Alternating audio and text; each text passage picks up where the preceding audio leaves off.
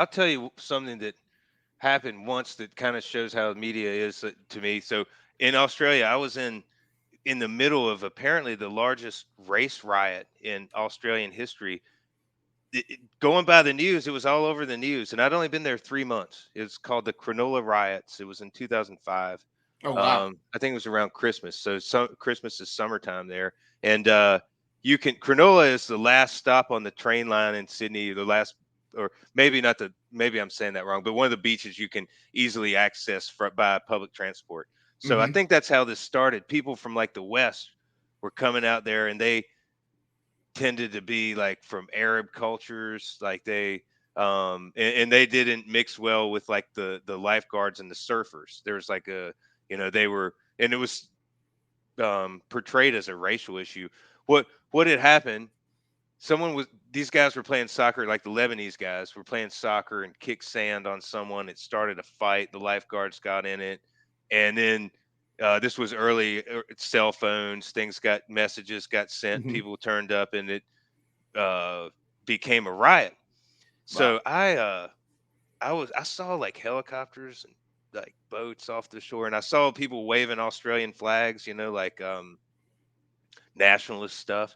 But I'd seen Australia Day, uh, so I thought, oh, this just must be like they're just celebrating. That's what Yeah. it seemed. People were drinking beer. I remember people walking around with cases of beer. I literally took a nap on the beach for like 5 hours, And I went back when I went back to the train. I saw that something had happened. Like I saw like some broken glass. I saw like things had gotten out of hand. I saw a lot of cops, but I Mm-hmm. had no idea. I got home. You It thought was it was like just a wild party. international news, yeah, and they're like, "There's this big, terrible race riot," which I had napped through, and I went to work, and everyone just thought it was hilarious that because I was kind of naive, or I was naive. I just gotten in the country. I didn't know it was a race riot. I That'd be spent the whole funny. day. You Yeah, see they on couldn't TV believe. this footage of people fighting, and then over in the corner you see Aaron just in the back. Just Well, that's exactly what it is. It's camera angles, right? So yeah. you're not you only get that camera angle when you watch it on the news Mhm. they want it,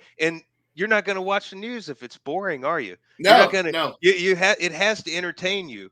Whatever that has to entertain us. So they have to make the actual news would be too boring for us Yeah, to. imagine tonight at 11, everything's fine.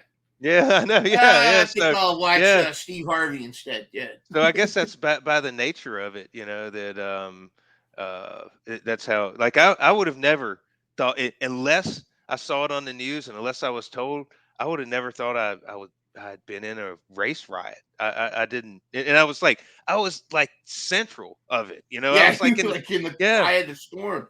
That's so awesome. so it makes me wonder about and some of these things become history too. Yeah. Now you can look this up on Wikipedia, and it talks Hmm. if it and I was there, but it paints a picture of it way different than my anecdotal experience of being there. So Yeah. and I wonder how many things are like that. There's so much that say there's things in the paper all the time that it did I just take at face value, or news stories. I guess Hmm. newspaper, no one reads actual newspaper now, but like another one that happened to me recently. I was at the park. I still run. I do distance running, and I Good. was running at the park, and it was like broad daylight, and there was these teenage kids vandalizing the toilets. Like they were up on top of the roof and like tearing a vent off. And so I don't know. I saw it. I just snapped. I started hollering at them. I ran them off. And most people were just ignoring them. But some other lady called the cops, and I talked to her, and eventually the cops came. They didn't do anything, Hmm. and I was still there with my kids, and these teenage kids came back and started like taunting me. And I never call the cops. I never call the cops. Yeah. But I was like, "Hey, those kids are back." I Yeah. called and Well, they you had said your kids there. Yeah. they were like, "Were they doing anything right now?" I said, "No, they're just like taunting me, riding around, like my wife's freaked out, but yeah, they're not actually doing anything." They said, "Well, we already gave them a warning. Don't call back unless you actually see them doing something." And I was like, "Really?" So I Protect was and like, "No, serve. I'm not babysitting these Yeah. delinquents. I'm going home." And then 3 days later, I saw it on Facebook. Someone had shared from the police department here, or maybe it was the Department of Recreation or whatever that has to do with the parks or whatever. But it was Mhm. the authorities had shared this post. If anyone has any information about recent vandalism at the park, and I was like, my God, everyone was calling y'all. Well, Yeah, I called you, the other lady called you, but they put it in there like they're just looking for leads. So they know, but you don't know, or they rely on the fact that most of us don't know, and it makes yeah. them look like they're doing their job. Uh, That's my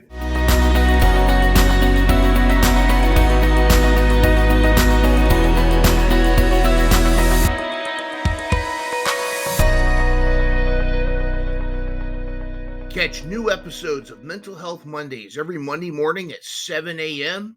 Start your week off with a smile and some inspiration.